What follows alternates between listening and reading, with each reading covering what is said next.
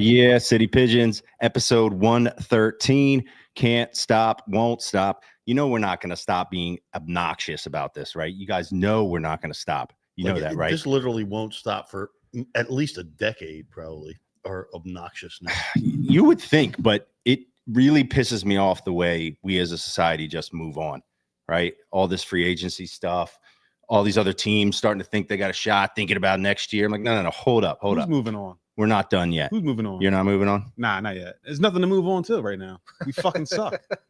Well, we don't need to move on because we're out here handing out buckets of cash. Saquon Barkley, Zach Bond, running it back. Pay them. You know, it remains to be seen what's going to happen with everybody else as these next couple of weeks unfold. We might lose a lot of guys and not feel as good, but for now, we are riding high. We are keeping it going. Like Bond was the main guy. Yeah, he was the number one priority. Yep. Fan favorites, baby, the fan favorites. All right, I'm Jesse Rendell. I'm here with Mike Meach. Meach, how you doing tonight?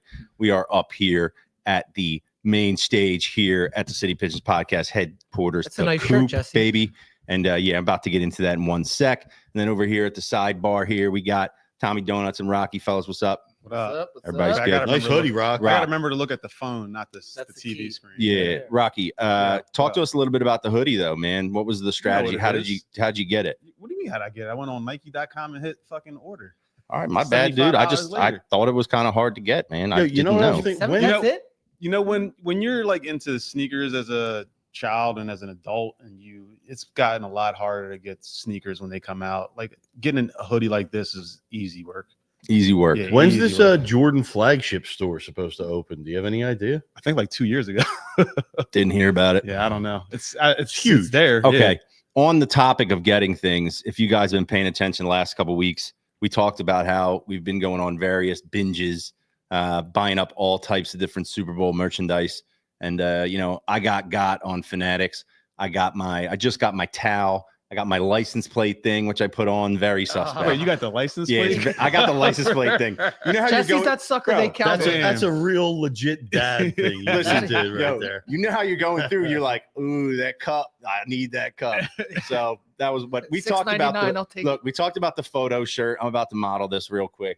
This is I don't know if you can see that. That's the Coop touchdown. And Rocky was saying he got the Devontae one and sent it back because he didn't like the quality. And here's the thing. If they're going to print an entire picture, it's not going to be like the most comfortable shirt ever. You got to make a sacrifice to walk around, repping this iconic moment. You weren't willing to do it. I was. That's the bottom line. Looks great. Shout out Fanatics. No, listen, it wasn't about the comfort. It was about the quality of the print. I mean, from where I'm sitting, yours looks a little bit better. But when I got mine, it was like shiny. Looked like it had like wax over it. I was like, this thing is going to maybe last one. Yeah, you remember when printers first, like a 9th Street special. Remember when printers first came out and you could print like a thing on a Hanes t-shirt and iron it on? Yeah, it looked like shit. It looked like I could just peel the photo off of it. One wash. I would be remiss if I didn't mention that we are going to have a very special guest. One, Dave Osokow. I think I got that right. I'm going to find out if I pronounce that right. A guy who's been literally behind the scenes with the birds all along. No. We're going to bring him on in a minute after we get done bullshitting. But guess what? I didn't see this coming. We got a special guest appearance. Ladies and gentlemen, he's back. He's back in the tub. What's up, guys? Eagles won the Super Bowl! Yo, let him know. Does he have hair? Fink, where are you, man? Florida, right? No, I'm in a hot tub. With a big ass glass of red. Oh, you're a legend, man. I got DK. Oh, DK does not want to be on top of the filter. Well, dude, Dev. Oh my God. We did not tell him to do that. We did not tell him to do that. She told me it would be funny if I did this, so I was like, "Yo, I love being funny," so I had to get in here. Just looked out the window and was laughing. I can't hear a thing. I just wanted to say, guys, I love you. Eagles won the Super Bowl. Have a good time. Dude, we love you. Take care, you guys have a great trip. Love you guys. Excused absence, buddy. DK got out of there real quick. She wanted no parts of that shit. Listen, our boy Fink tried to pull her in the hot tub. She was like, I'm a professional, bro. Get me out of here. Those photos would be all over the fucking internet. Oh, you my know what I mean? Amazing. All right. I want to say two things real quick before we bring in Dave. I got to give you guys, from time to time, I like to bring in the totally miscellaneous shit that happens to me on a day-to-day basis. Something happened to me today that was so out of pocket that I just had to bring it up. Went to the gym. Now, this is the kind of gym where, a lot of people shower, get changed, whatever. So I went in this morning, got my workout on, got showered up and getting changed. There's a guy, kind of next to me doing his thing. Was he lingering? Now I look up and he's about to leave and he's got his iPad out and it's like on top of his bag and he gets up and he's like messing with it. And I see him walk out and he's got a Zoom call. Like he's got a Zoom call on his iPad in the locker room at the gym going as he walks out. You know what I mean? He's a boss. That dude must be some sort of fucking boss because he's bro, like, you cannot have a Zoom call going in the locker room, That's bro. Creep shit. I mean, it says cell phone use is permitted or is prohibited, let alone a freaking Zoom call. Do you ever think that this guy is so important that he had to take that call while he was in the locker room? Doesn't matter if a dong flies around in the background. He was a real old guy, He thinks right? he's that Or important how that he old has was to do that. Not The that true old. He boss probably doesn't wouldn't do that. understand Not that old. everything. He's a I fucking mean, idiot. Not that old. You All know, right. bringing that up, and I don't know if I should say this, but I'm gonna say it anyway. I was playing hoops the other night, and I played some hoops with some fellas who are familiar with Jess and Jess's dad. Oh boy, and, I already don't like this. A couple of them were members down at the Bellevue. Oh, I wasn't Sporting going to bring Club. that up. Okay, Rob's bringing it up. It's fair game then. That's the Listen. first thing that popped in my head as soon as Jesse You're said talking it. about- you're talking about- Let me stop you real quick before you even say that. It is on the public record that my dad used to own the sporting club he gym, owned it. butt naked. Like Owned it. that was a thing. You're not breaking any news. All right, all right. You're not breaking any news. Yeah, I I'm heard trying- this story the other night. I was like, wait, what? Ed was walking around there fucking That's the first thing I thought of. I wasn't going to say it, though. So Fucking shout out Rockford. figs and berries swinging around. You- You locker room. Hey, Yeah, can we bring in Dave O, please? yeah. Well, let him get back and Dave's probably situated. like, I'm out of here. All right, we're gonna bring him in. Oh, We're gonna bring him in. Jesus. And guys, I have been talking about how I wanted to keep this celebration going. We don't want to talk about the Sixers. We don't want to talk about the Sixers. Phillies. I do. We got I plenty of love time. talking about We'll the get Sixers. there. We'll get there. We'll get there by like minute 50 when you've had a drink and a half and you're ready to just like spit absolute fire about it. And I was Okay. I was ready to spit fire 2 days ago. Understood. And the Phils, we got some time. We're going to do lots of fun stuff with the Phils. But for now, we're still drinking this one in, baby. And so we're going to bring in Dave because Dave is the perfect guest for us to have on to relive all of the moments that went into this. Because if you pay any attention to this guy, he was up in the mix for the whole thing. Everywhere. It was fantastic. I had such a great time following his Instagram. So without further ado, let's bring in Dave Osokow. Dave, did I get the pronunciation right, first of all? Got it right, my friend. You got it right. Yes. Yes. What's Now, up, my man? Hey, Good to see thank you so much for being on the show. We appreciate you. Now, I got to start right off the bat because, social media is a crazy thing. And I was able to see a lot of what was going on with the players and stuff through your Instagram. And I saw so many guys with this trophy. You got to talk to me real quick about this trophy, how this came to be. Like, what's up with the trophy? Yeah, so believe it or not, I'm a white Hispanic Catholic Russian Jew, so that's a whole other story.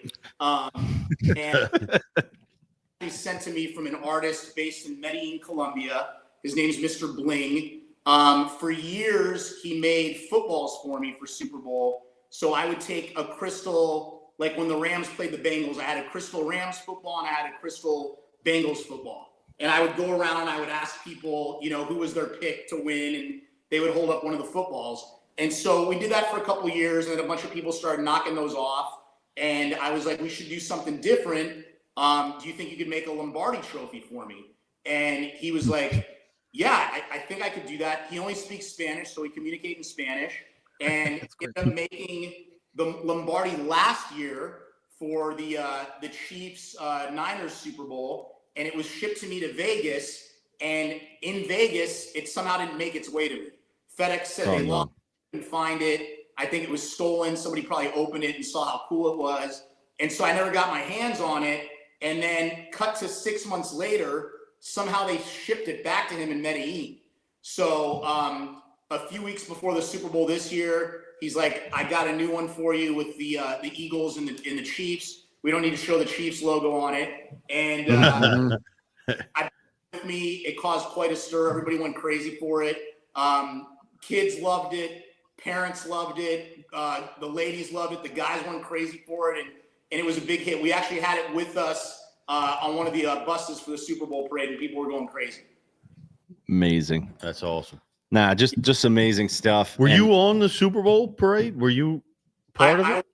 Or not? It was the craziest thing ever.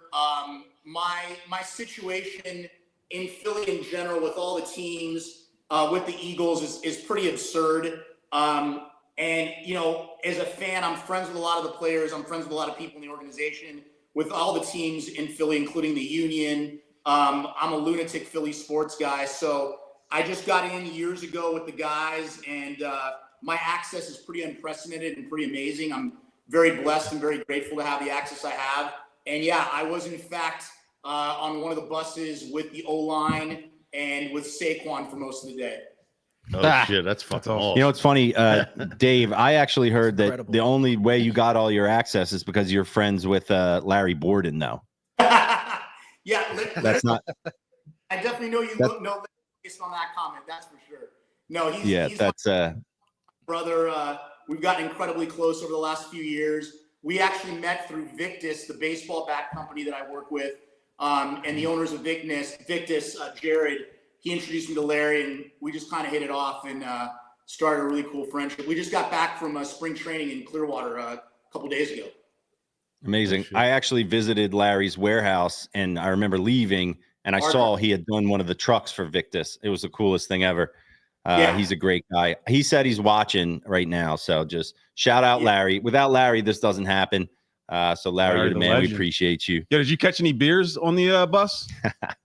No, it's funny. Early on, I took something to the shoulder, and I didn't know what the heck it was. And it was like the weirdest feeling. And then as the parade progressed, it turned into like a scene from Star Wars where they're trying to avoid like asteroids. It was pretty scary at one point. But a couple of the guys, well, obviously Howie took one to the head, to the forehead. Cal Katera's wife actually ended up having to go to get stitches. Yikes. You had to pay attention. It was kind of like playing Angry Birds. Yeah. Oh my gosh. Damn. Yeah. Head on a swivel as you're going up Broad Street. Yeah. Nah. That's tough. I think we were talking about this. One of the hard things about the parade is that,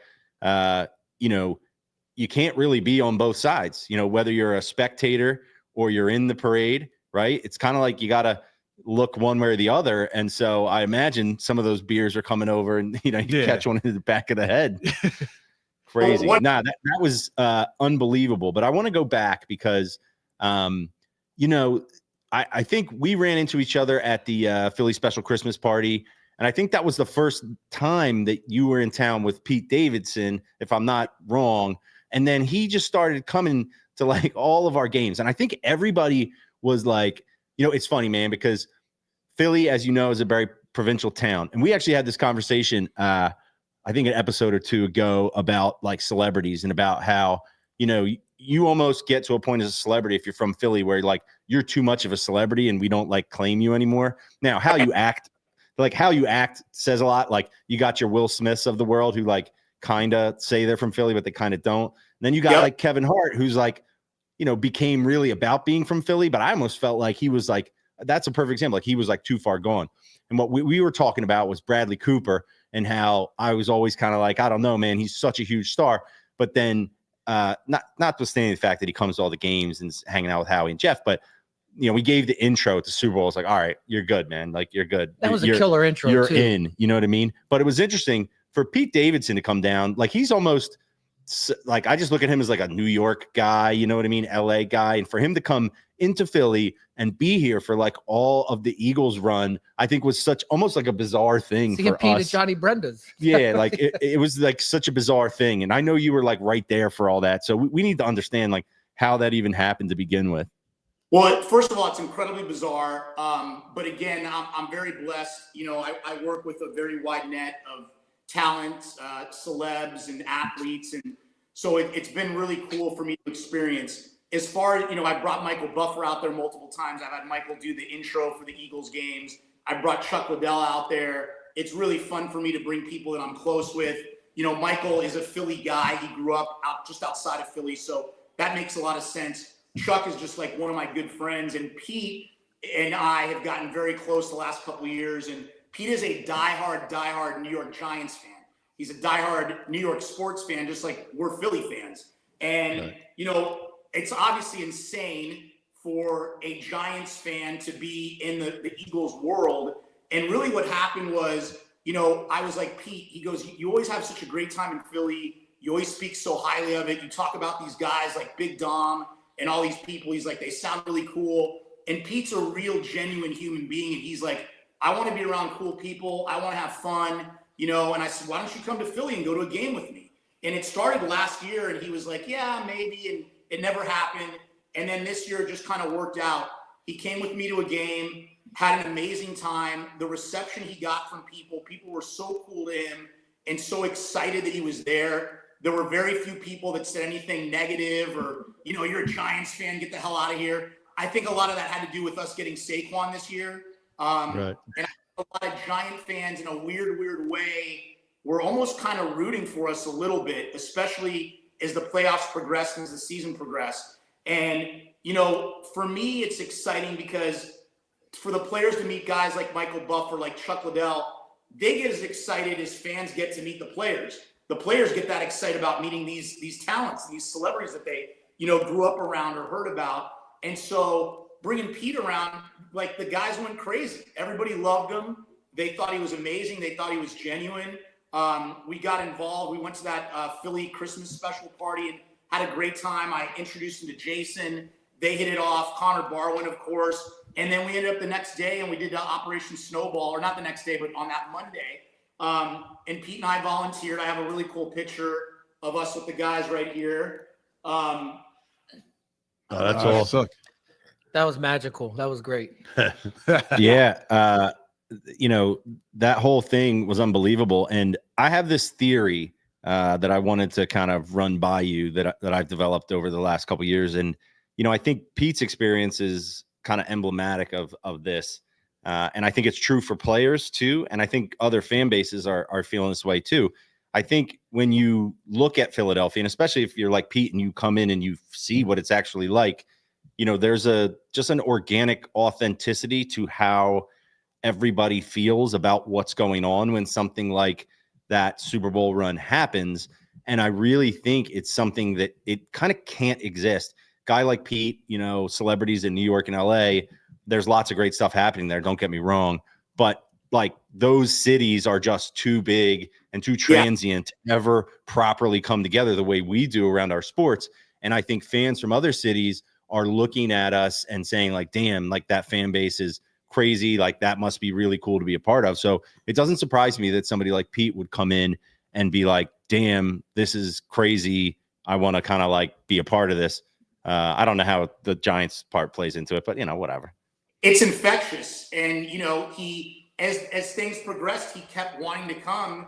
And at one point he's like, I think I'm kind of a good luck charm. And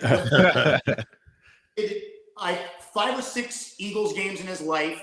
We are 5-0 or 6-0. 2 of those were Super Bowls because he went to New Orleans with me. And then he was also at the Super Bowl in Minneapolis. And so he kind of is like a good luck charm. And, the way, again, everybody embraced him and everybody was so cool. And I mean, everybody did double and triple and quadruple takes. They were like, wait a second, is Dave with Pete Davidson? Like, this doesn't make any sense, But again, what I said, I think, there's a lot to be said for Saquon coming over. And I think in a weird way, and guys, correct me if I'm wrong, I think it creates some sort of weird kinship between Eagles fans and Giants fans in a weird way. No. So it absolutely does. So did he become turncoat Giant fan? Become an Eagles fan? Is he now an Eagles fan? Full support? No, now is a fan. He's still going to be a Giants fan, but he's a fan of the Eagles. He's a fan of the organization, the city. He's a huge fan of Big Dom. He loves Big Dom. We go to Big Dom whenever we're all together in the same Pete, Dave, I want to be respectful. Because you're our guest, and I appreciate your relationship with Pete. But I just know this: the kind of thing that he's doing inside the division there. Yeah, you can't. You won't catch me dead with a fucking Giant shirt on, man. Hold up. Wait, let's just reverse this. Let's Dave, hear me out. We got Miles Teller all of a sudden showing up to Giants on the playoff run. We would kill him. We would literally find him and kill him. So it's a perfect example. New York, they're like, oh, that's cool. Pete Davidson. We got 1 million Pete Davidsons up here. No big deal. I think Pete Davidson's such a unique personality that I don't think he'd get shit from Giants. He's a good dude, and you can tell he's still probably a Giants fan. But I contest that because Miles Teller, he's a great dude. You know what I mean? We would not have that. We just wouldn't have it. I'm sorry, Dave. Your thoughts? I'll interrupt you there because I have a funny Miles story. So Miles is a dear friend of mine as well, and we did a lot of the Phillies playoff run together last year. But years ago, when the Rams were playing at the Coliseum in LA, Miles and I went to a Rams game, and I think they were playing like Cincinnati or something. And I was doing a little bit of work with the Rams. So Miles showed up in a tie-dye Eagles t-shirt, and it was Rams Bengals. The Eagles had nothing to do with it. I showed up, I had a vintage Rams jersey on, and Miles almost killed me. He was like, what are you doing? Are you insane? And he was As like, he should. And next to you, it was awesome. Like, I loved it. Yeah. That's great. Yeah. He's a true fan. Like you could tell he's a Phillies fan, Eagles fan. He's a Phillies fan all the way. But I got to tell you, this run with Pete has been interesting because, Pete wore this hoodie on Jimmy Fallon. He talked about it on Jimmy Fallon. He wore it with you courtside at the Sixers game, right? He wore it at the Sixers game. That's the first time I saw the hoodie was when he wore it at the Sixers game courtside. Yeah. This is art history that I came up with the idea. Yeah, they're from the Northeast. They're with in my neighborhood. Yep.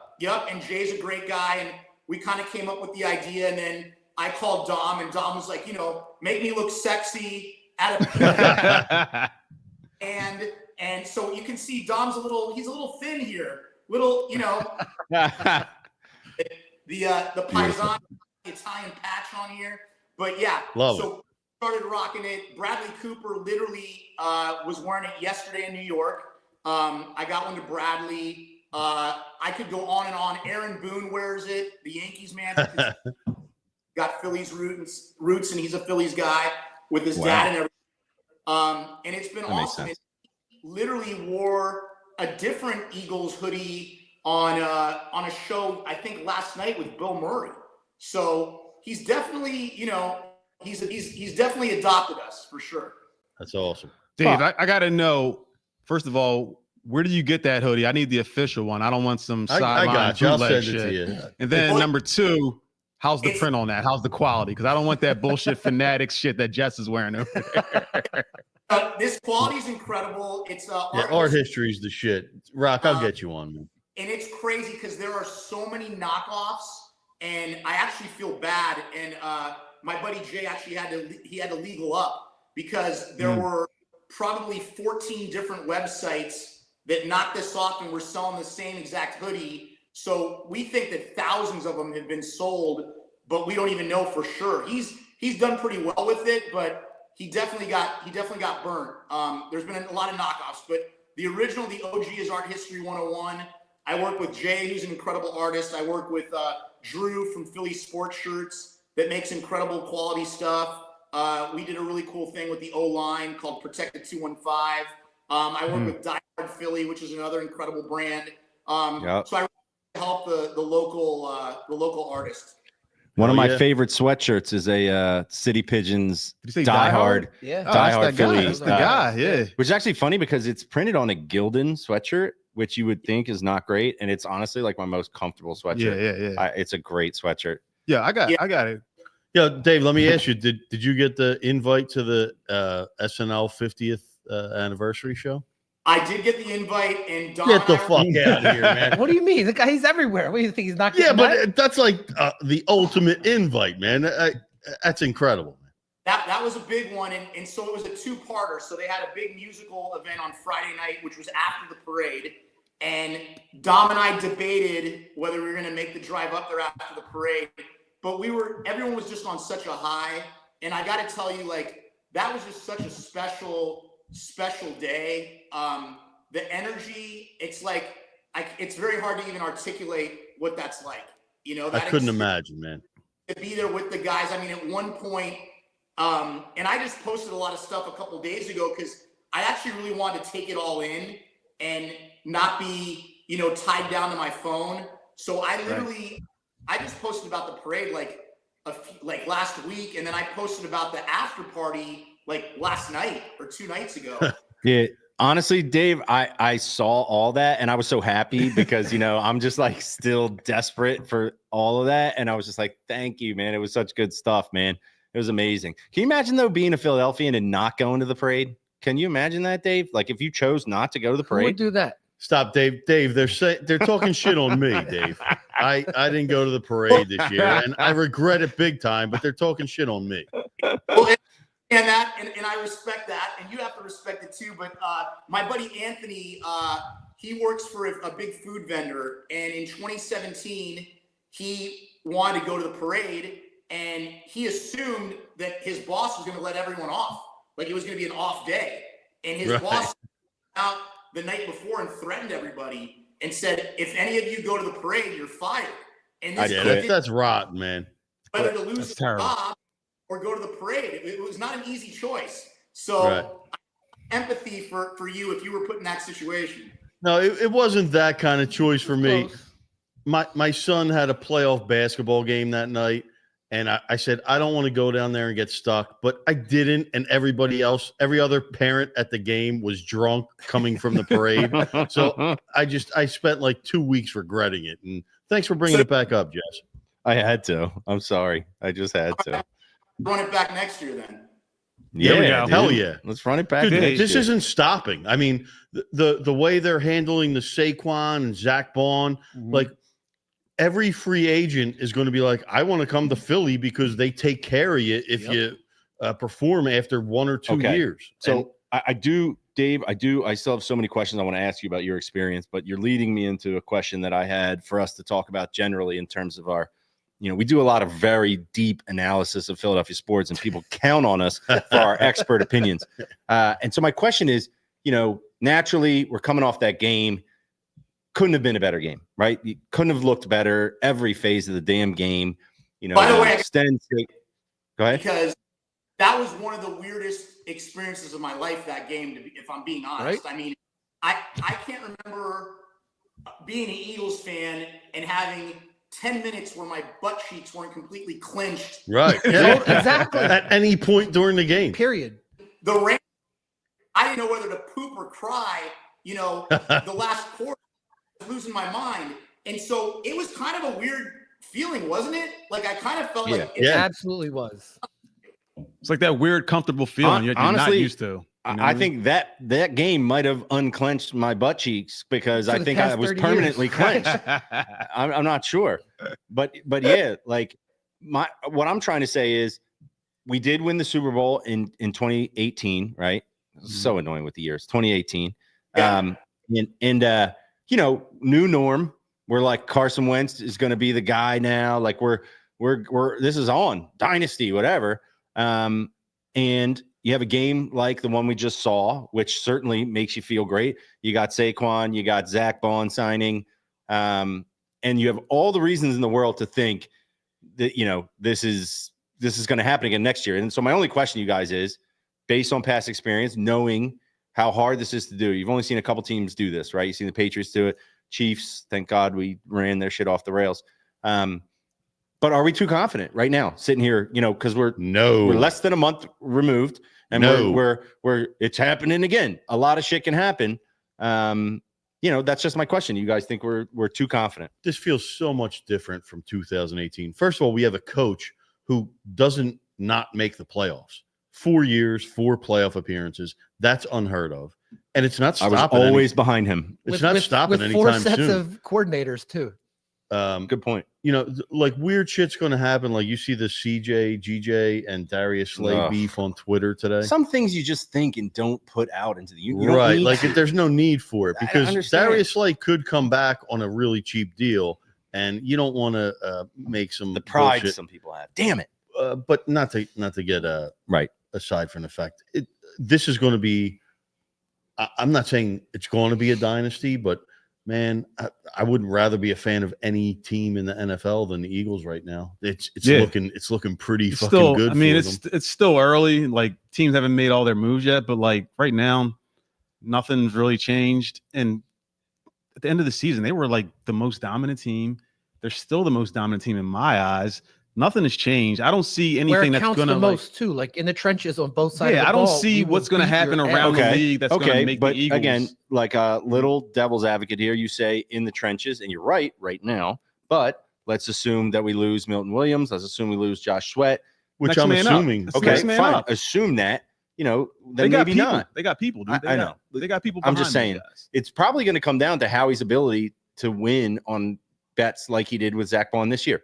Finding a guy who he can get on a 1-year deal because I know he's a magician with the cap and stuff, but think about it like this, right, Jess? Look at the rest of the league, right? Think about possible things that could happen around the league, moves that they could make. Is anything around the league that could happen make you worry that this team's gonna be better than the Eagles? Any other team? Anybody? No, I think there was somebody mentioned that Garrett could go to the Commanders, right? And look, the whole Deebo Samuel thing, that doesn't worry me. But the Commanders were a good team. They got Jaden Daniels. If Garrett goes there, I start to go, okay, like I've raised my eyebrows a little bit. That's all. It's like nobody's gonna scare me. No. Yeah, exactly. I'm concerned, but I'm always concerned. And right. It's the tight butt cheeks. Yeah. The tight butt cheeks are coming back already. Is incredible. I felt this year did feel a little bit different. And I got to tell you, our foundation, what I like is our roots, like the roots of a tree. Like our foundation is incredible. Yes. Both sides of the ball. Our offensive line, I mean, those guys, you talk about like a band of brothers, like those guys for each other. We went to, they did the Tonight Show 2 nights after we won, and Saquon and Jalen in the O-line. We went to dinner afterwards.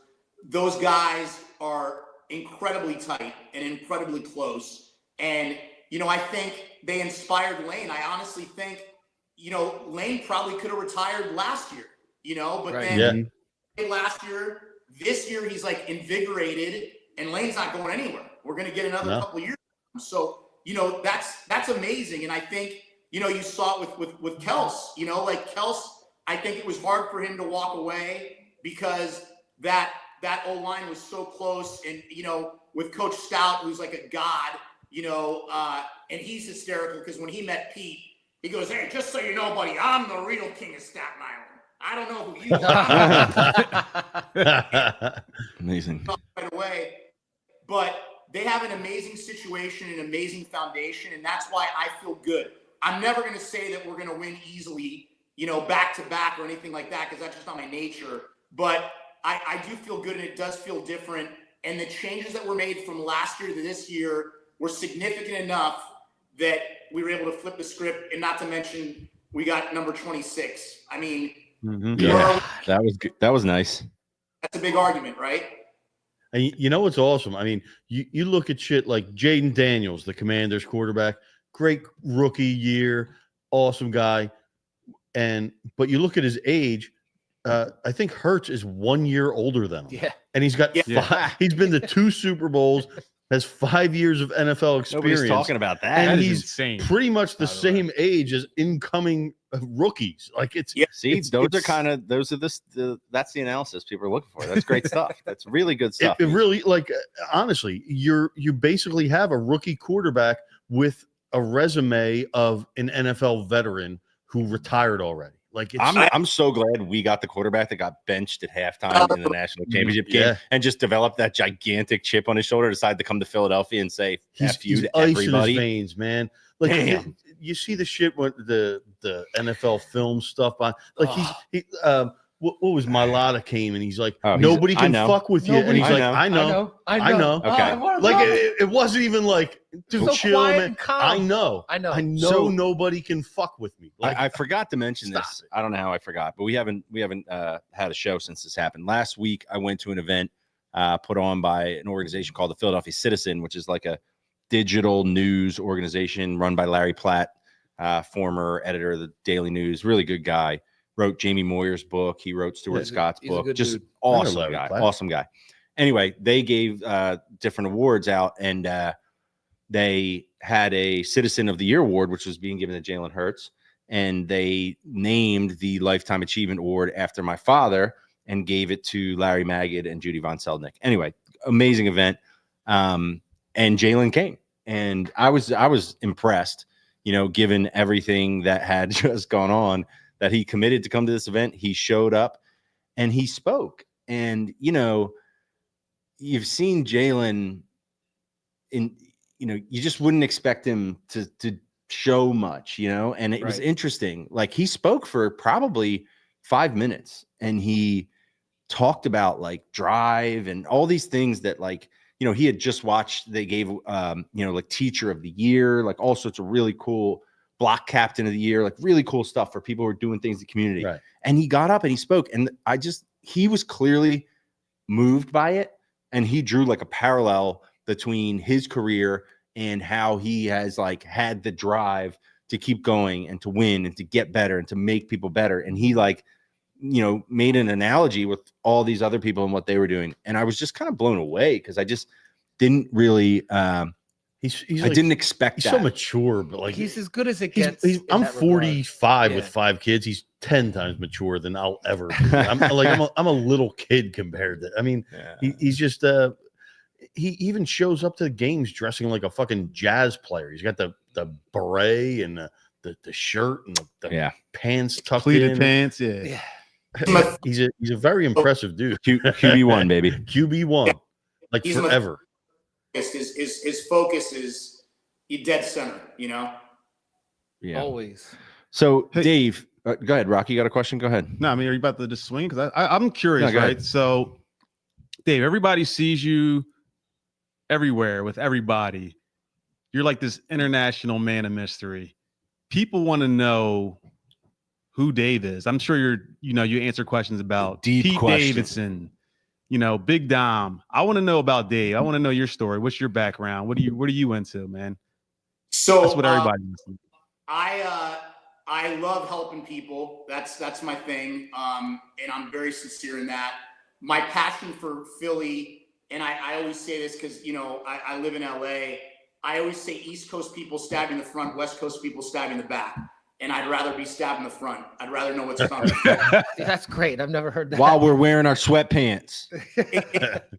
But, if I don't like you guys, I say, hey, that was a great time. We had a great podcast. Don't really vibe with you guys. Have a great life. I wish you the best. And that's it.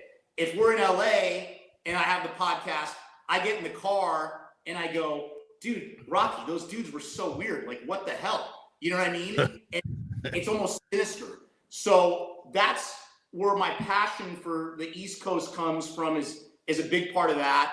My dad, grew up in South Philly, went to South Philly High, left Philly when he was 20 years old to come to LA, primarily because of the weather, and to join the LAPD and got into law enforcement. My uncles went to Villanova and Penn State and Temple. My uncle Ken is the DA of Williamsport, Pennsylvania, was for years. So I've gotten to go there to the Little League World Series, which, by the way, guys, Super Bowl is incredible. It's one of the greatest things ever. Little League World Series might be the greatest sport on the planet. Yeah, that's incredible. It is so pure and so real, and it's kind of overwhelming. It's really amazing. And again, I was lucky enough when the Phillies played there a few years ago. I was with Bryce Harper and Rhys Hoskins and Arrieta, and Arrieta and I were sitting in the stands, and the Phillies brass was like, Jake, we got to go. We got to get over to the field. And he was like, can I just stay for a few more minutes? Because it just brought back the love and the purity of the game, which is really. But, as far as my day-to-day life, I'm a fixer. I'm a connector. People call me for all sorts of stuff in Hollywood. And I just like to be the guy to come through. A lot of people call me the nice Ray Donovan. So nice. That's funny. When you said that, I was thinking, what is that show about the dude that's like the fixer? But okay, so perfect segue, because we know another guy that's a fixer, and he happens to be on the front of your sweatshirt. And I want to go back to let's go back to last season, okay? There was a moment in time there that was particularly difficult for me, and I'm going somewhere. Just let me cook here. So remember, we're 10-1, okay? And we're playing the Niners. And if you guys remember, the Niners acted like such crybabies after the NFC Championship the year before. Oh, if you didn't knock out both of our quarterbacks, we would have beat you. Right. And so we're 10-1. And I'm like, I can't wait for these guys to come in here and we just crush them and put this whole thing to bed. And they, what's the term? They motorboated us. They boat raced us. They boat raced motorboated us. And I was at the game. They actually, put their mouth on our and I forgot. Okay, so I was at the game, and it was a particularly difficult experience. And I forgot that we had a podcast, and I made a clip, and I want to show you guys because I actually I made this clip I brought it back for the show. So watch this real quick. I'm telling you why it really pisses me off, though, because we had that whole thing with their fan base talking shit to us and, their radio guys puffing out their chests. And I had a guy right behind me who was talking shit from like the box above me the whole game. And very quickly there was nothing you could say. You know what I mean? You get to a point where there's nothing you can say. You're just like, killed him, there's nothing. Well, he was up high. I was trying to get somebody. I was going to lift him up, but if you were there, you would have done it. But this guy was going off, and I was just like, I can't take this anymore. You know what I mean? It was awful. But that's the other thing. That's what pisses me off is that this was supposed to be us saying, no, we don't care. We would have kicked your ass last year with Brock Purdy too. We're better than you. We're tougher than you. And we got our asses kicked. And as a fan, you know what? That sucked. So that was the feeling of being at that game. And that was the start of the complete unraveling of the season. And by the way, credit to the Eagles for coming back for that win, the damn Super Bowl. That was amazing. But I posted that clip, and at the time we had just like started a TikTok account, and I made the mistake of like hashtag 49ers or something, and their fans, they came at me so hard and were just like, damn right, Eagles thought they were something, they ain't shit. Like, and I was pissed. Like, and I know it's like social media shit, whatever. I was pissed. I was like, I can't believe we got beat like that. I can't believe they're coming at me like this. And then, last year they went on to the Super Bowl, and I was like, oh my God, are we really going to have to deal with this? And now I just want to say this to all, and none of you Niners fans are watching, but I don't care. To all you Niners fans watching to all you people who thought that was the moment when you showed us what was up and you were going to go on to do something, and you went to the Super Bowl and you lost to the Chiefs, and then we came back the next year and killed them, you can just suck it, all right? You can suck it. That's the bottom line, all right? Clip that. Hashtag 49ers. And all those fucking trolls will come back. We're going to cut that. Where are you at? No, you know what I'm going to do? I'm going to go back to that post. I'm going to find all the people that comment. There you go. Something one by one. Anyway, one by one. I don't even remember where I was going. I got emotionally involved in that situation. Okay. Now, that game was also noteworthy because that's the game. That was the one he got fined. So, and Dave, you're going to love this story. So that's the game where Big Dom got into the physical altercation, right? And like the team wasn't sure. And I know you probably know more about this than I do, but the team was kind of like, oh shit, what are we going to do? He got in trouble, whatever. The next night we had a fundraiser down at Stake 48 with Connor Barwin and Chris Long. And, there's players that, old player, a lot of former players. People are like, oh, that's cool. Big Dom shows up. This is the Monday after that game. And literally, I've never seen, it was like Tom Cruise was in there, whatever.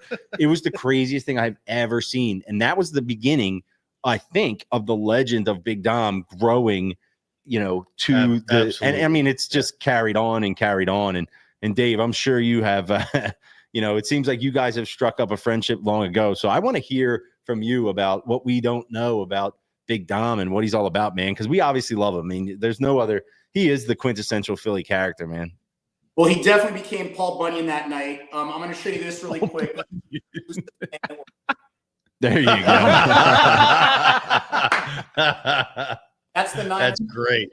That's great. But Dom he's the heart and soul of the team. Any player you talk to about it, and even Howie, will tell you, he's the fabric, he's the glue, he's the guy he's the fixer. What I do in my town in Hollywood, that's what Dom does with the Eagles. And he became Paul Bunyan that night. He was already incredibly well known and well respected and, by everybody. But that situation, that ovation he got when they escorted him off the field. And believe it or not, I was the first person. I greeted him in the tunnel. I literally had just gotten up to go get a pretzel from the tunnel club. And I walk out, I see what's going on TV. I run out. And as I'm running out, Dom is walking in. And so I was the first person to greet him in the tunnel. They took us into a coach's locker room, put an NFL security guy there so he couldn't leave or go anywhere.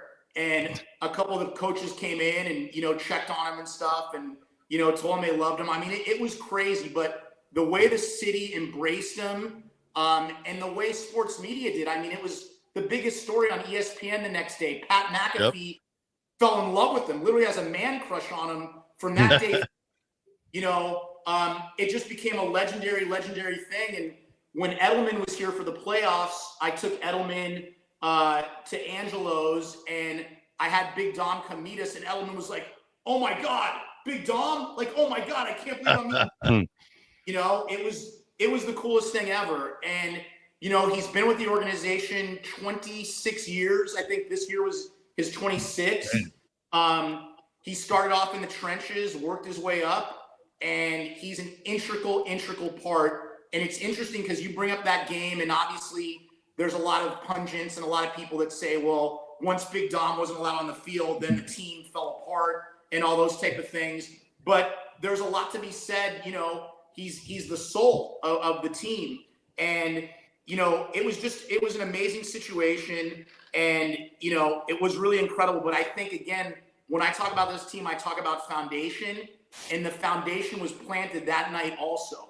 Because that's when the guys really, even though they couldn't put it together last year, it really strengthened their bond. And I think they became a much closer unit, and anything in sports, anything in life, even your guys' podcast, if you guys hate each other and don't get along, it's not going to be a quality product. If you guys love each other and care about each other, then you're going to put out quality stuff. And I think it's the same thing with the Birds. Yeah. Yeah. What's cool about Big Dom is like, even you see Darius Slay, he was doing he did a podcast a couple years ago. He said when I was about to re-sign and I was about to leave the Eagles, he said I got a call from Big Dom, and he's like, dude, Slay, we need you. And it's like you don't even think that's real, like you think that's made up, but no, it's legit. Like that's the influence. He could call a pending free agent who's about to leave and be like, dude, you got to come back. And he's like, guy has definitely buried some bodies. All right, we don't got to talk about it. There's no doubt about it. He's from my neighborhood, and he's my age. I don't know him somehow. Like, I know everybody in my goddamn neighborhood. He went to George Washington High School, and which was where I was going to go because I went to public school. It's where my sisters went, but all my buddies were getting kicked out of St. Chris and ended up in Baldy where I went. And they were like, yo, Meach, just come to Ryan with us. We got Newports. So it was the first time I went to Catholic school was to high school because my buddies were getting kicked out. And they're like, yo, just come to Ryan with us. Otherwise, I would have went to George Washington High School where Dom DeSandro would have been in my grade. I'm sure we were from the same neighborhood, both Italian. I'm sure we would have been best friends. It just didn't happen. Damn, Meach and Dom. Like imagine. Meach and Dom, that would have been quite the fucking Meach could have taken Dom out to the 7-Eleven. Dom was a South Philly dude. He just seems like Dave. You're a South Philly guy, right? He's a summer dude. He's a Northeast Philly guy. Okay, wait, Dave, you got to tell me about. I was told to ask you about, and this is related, I think, the oyster story. So you got to tell me about the oyster story, okay? Okay, but yeah, I mean, Dom, it's incredible now because. Again, I work with a lot of people, and when I walk around with people, you see how certain people react. And like, it sounds funny, but when I walk around with Chuck Liddell and Ric Flair, people lose their minds. Right. Because there's something about those guys that they're champions, they're kind of approachable. When I walk around with, someone that's arguably a bigger celebrity name, like if I were to walk around with Bradley Cooper, people aren't going to come up to him as much. There's a little bit of intimidation. With Dom, it's that same thing. It's literally like walking around with a heavyweight champion. And everybody goes, we were driving through South Philly in the summer, and there was a group of school kids that walked right past our Escalade. They were crossing the street, and they go, oh my God, Big Dom, Big Dom, Big Dom. Amazing. One of the kids goes, and there's like 30 kids, and they're screaming, and their teachers are like, what's going on? And they're like, it's Big Dom, it's Big Dom. One kid goes, hey, man, I got beef with the 49ers, too. Fuck them. This was like a Oh, my God. I love Philadelphia. I love it. So good. School kids are teachers probably 10 feet away. I love it. All right. But so not too long ago, Dom had never really gone to the Rocky Steps. And it's funny because Dom can't walk around Philly anymore. Everybody loses their mind. He goes to the Sixers game. He goes to the Flyers. Everyone loses their mind. Everybody wants pictures with him and stuff. I take him to the Rocky Steps. The Rocky Steps, if you're from Philly, you don't really go to the Rocky Steps that often. It's mainly and Dom was like walking around, taking in the sights. He was like, nobody knows who I am. Nobody knows who I am. And he got really nervous because there was this woman and she walks out and she's covered in Eagles gear. And we look at her and he's like, oh God, she's going to freak out. And then she just starts speaking German. So she probably. Amazing. Okay. So I tried to get you to tell me the oyster story, but my understanding is you were eating oysters the night before the Super Bowl, right? Come on. Yeah. Well, we had a couple of funny situations. So we ate oysters at the team hotel. And then Larry took us to this other place, this oyster house, which was incredible. It was Larry, Pete Davidson, Dom, and I. And, I had to do my fixer thing. They were closed or like, we're not serving anybody. And I talked our way into it. They set up a table for us. They stayed with us. I had the staff all take pictures with Pete and everything. Everybody was in a great mood. But they closed the doors to the public. So one of the doors to the public, all these young, cute, like college girls are freaking out over Pete Davidson. They're screaming. It's like it's Elvis. They're losing their minds. So one door is these little cute girls, and then the other door is these fat white ladies. And freaking out over Big Tom. And Big Tom's like, what the hell is this? Like, what is this? And it was incredible. So, and I'm talking about probably a dozen ladies and probably like 15, college kids freaking out over Pete and Dom at the same time. Walking out of the restaurant, I have the driver open the doors so we can rush in because people just rush the car. And these 3 local Philly kids are piss drunk. I mean, they're probably worse than anyone I saw on the parade, except for Nolan Smith. They and I have to tell you a Nolan Smith story that's really funny. And these kids are like, "Oh my God, Big Dom, you're the fucking man. You're the savior. You're like a savior. We're gonna win the Super Bowl." It was like the coolest thing ever. I gotta send you the video. It's just incredible. But it was awesome, and that was a fun moment. Very fun moment. But I thought that after the fact, wasn't there an issue with the oysters though?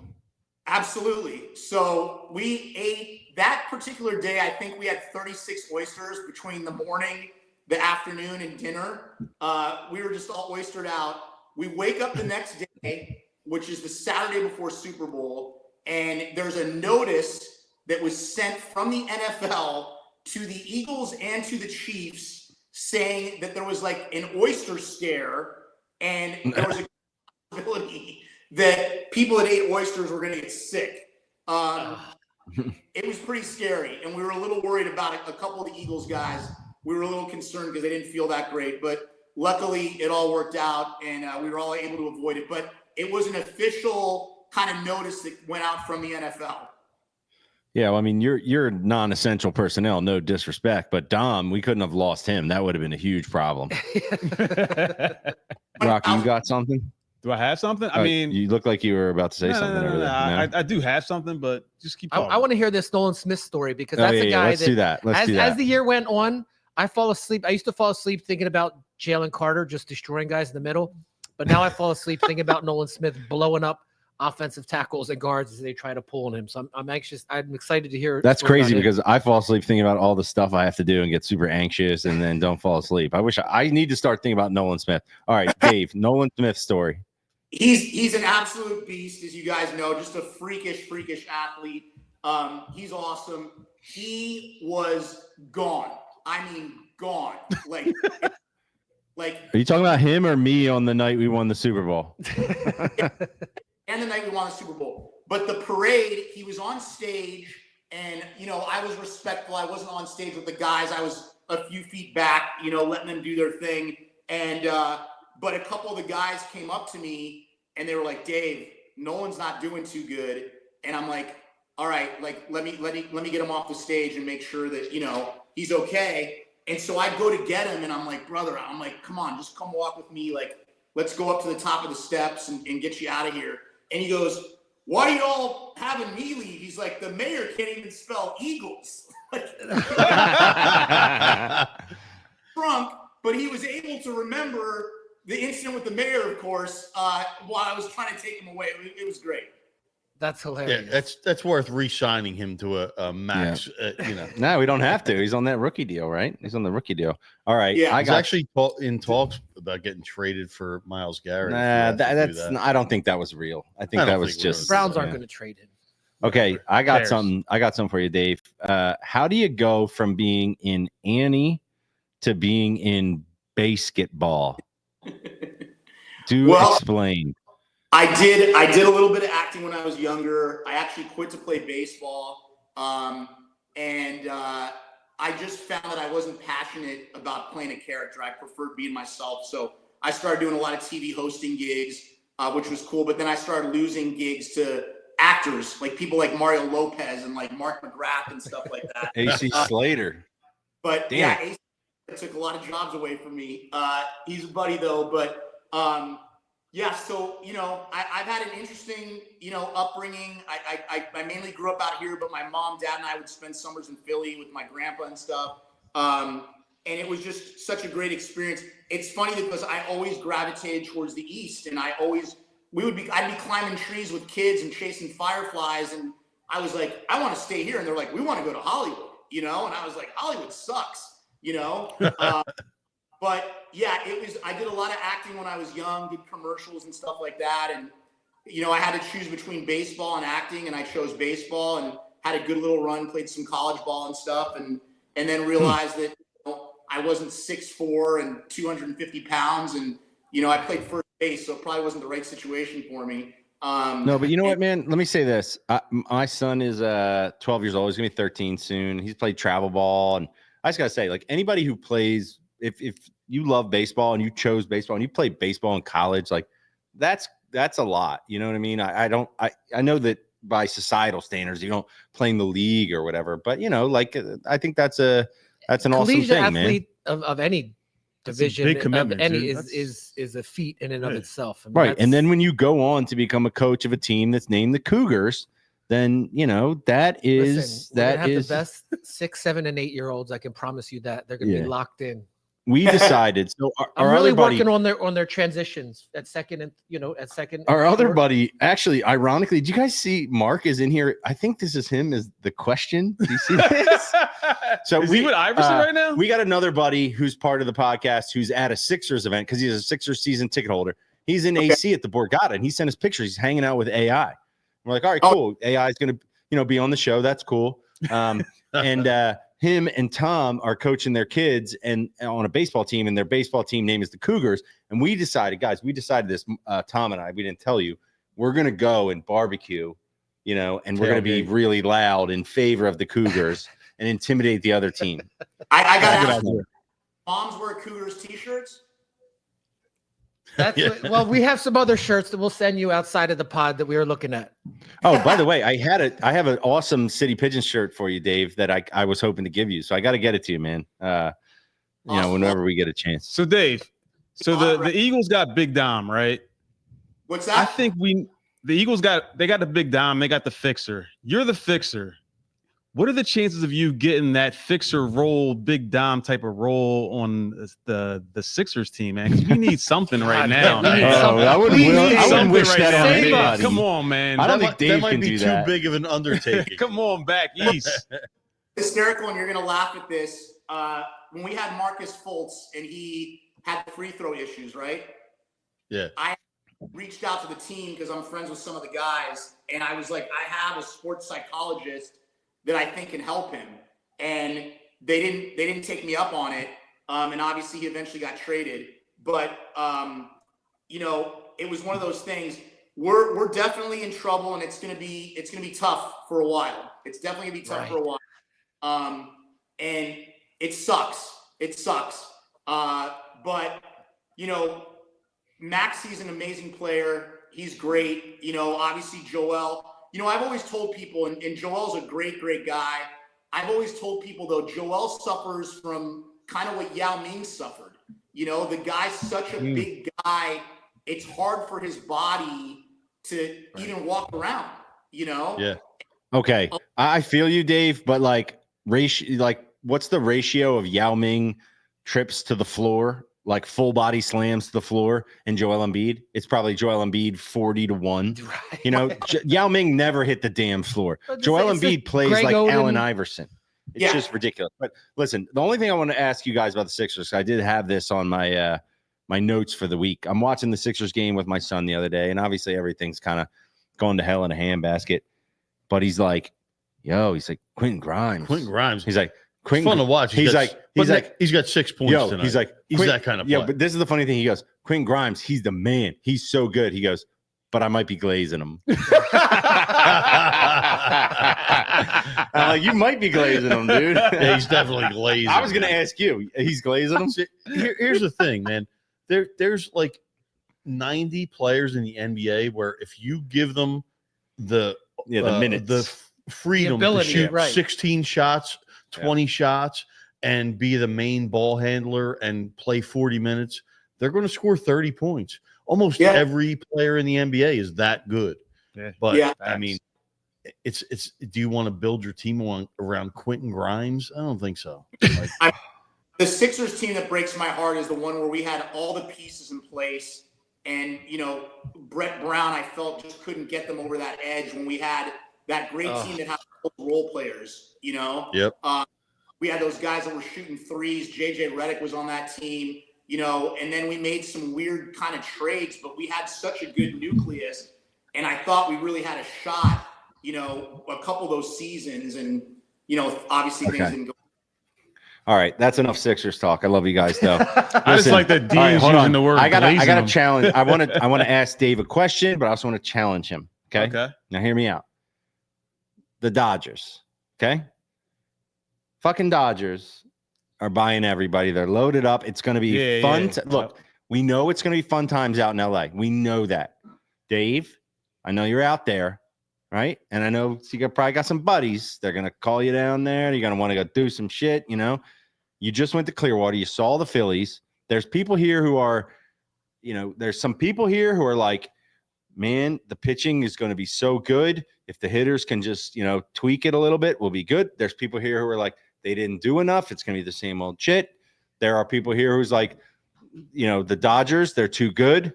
My first thing is I'm challenging you not to fall victim to the potion that is the Dodgers and how fantastic that's going to be.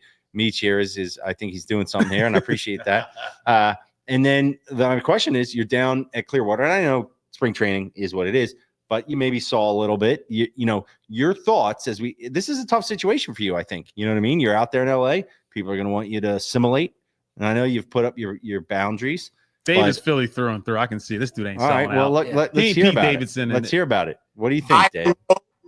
I loathe the Dodgers. I loathe them. That's my dog right there. Let's go. Yes. I hate the Dodgers more than I hate my ex-girlfriend. I hate the Dodgers more than the bully I ever ran through in school. I hate the Dodgers. I hate the organization. I hate everything about them. That's the correct answer. That I respect the Hispanic fans and I respect the Asian fans because they're diehard. But I'm not messing with them, to be clear. Everybody else can eat a bag of like I hate them, and I hate Dodger fans. They're completely fair weather. Nobody gives a damn about them when they don't play well. And my hat's off to the organization, their farm system. You can't argue that. It's like the goddamn fucking Braves. It's not even their farm system. They defer so much money. They can pretty much get any player they want. And I think any Asian player who's a high profile player, they're going to get first dibs at LA because it's the Asian advantage. Damn it. Like Seattle and LA are the closest to Asia. So that's an advantage. Is that what it is? I didn't know. Yeah. I mean, that's what geographic. Seattle was owned by Nintendo. So that was an Asian. See, this is the level of knowledge that we have here. You don't get this anywhere else. You just don't get it. By the way, That sounds racist. All right, here we go. Hold on, here we go. I got my my Bryce Harper throwback jersey from Dick's Sporting Goods last month. Had a sale. I don't know if I sent you guys the shit in the text message. It's $175 jersey, $40. Take that, Michael Rubin. From Dick's Sporting Goods. Yeah, check it out. And it's not. Although I got this. It's not even the little numbers like they had last year. Like they were trying to get rid of the shit. Great job. Great job by you. The legit baby blue. We appreciate you. Blue. All right. So we've established, Dave, that you're not going to fall victim to the elixir of the Dodgers in the modern era. But here's my question: you guys were in Clearwater for a couple days there. What did you see down there? Any tidbits of things to think about here? What do you think? I mean, I feel, I'm cautiously optimistic. We got a great nucleus. The guys care. I don't really want to speak badly, but there were some swings that didn't look too good. Oh no. From a lot of the guys. So I think they're working through the kinks. We had a great left-handed pitcher that his name is slipping me right now. Luzardo? What's that? Was it Jesus Luzardo? Yes. Or Sanchez? Yeah, Luzardo. He looked really, really good. Wheeler and Nola. No, Luzardo's from the Marlins. I know. Is he a lefty though? Yeah, he's a lefty. Yeah, and he looked great until he gave up. I think he gave up 3 straight homers the last game, and they lost 17-7. Yeah, I missed that luckily. But I mean, you can be working on stuff in spring training. I put no credence on that. You can't. It was funny because you see these guys that are trying to make the team, and they come out and they have like a number 93 jersey with no name. Yep. Yeah, that's great. I love that. Oh my God! Like, who is this? And then there's like 2 people in the stands clapping for them that are clearly like their parents. Yep. And so kind of cool about spring training, but. I don't want to get my hopes up and, have my heart broken. I'm a pretty pessimistic Phillies fan. And it's hard for me because they're probably my number one. It has a lot to do with my family. My upbringing, baseball was a big part of my family growing up. And Philly games have always been like really, really special. So, it's hard for me to talk about, but I hate the Dodgers. Dave, I'm the same way, dude. I'm a huge Phillies fan, and you know what really pissed me off when I went to Game 7 against the Diamondbacks a couple years ago. I was there with you. That was Me and Tom watched them lose in Game 7 like they weren't even ready to play a playoff game. It was insane.